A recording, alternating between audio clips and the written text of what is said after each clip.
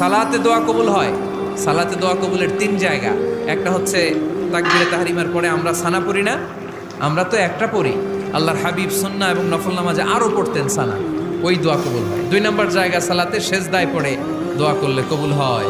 আকরাবু মা ইয়াকুনুল আবদু মির রাব্বিহি ওয়া হুয়া সাজিদ ফাকসিরু ফীহি দুআ। বান্দা যখন সেজদায় লুটিয়ে পড়ে, বান্দা আল্লাহর সবচেয়ে কাছে চলে যায়। কিন্তু বিশ্বনবী বলে, সেজদাটা তোমার রবের কুদরতি পায়ের উপরে পড়েছে। সেজদায় পড়ে দোয়া করেন। সালাম ফিরানোর আগে বিশ্বনবী দোয়া করতেন, লা ইউসাল্লিমান্না আহাদুকুম হাত্তা ইয়াতাআওয়াযা মিন আরবা'a।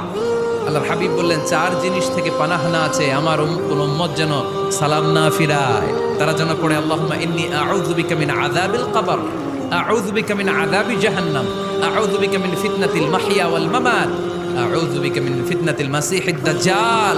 আল্লাহ কবরের আযাব থেকে বাঁচাও, আল্লাহ জাহান্নামের আগুন থেকে বাঁচাও, আল্লাহ জীবন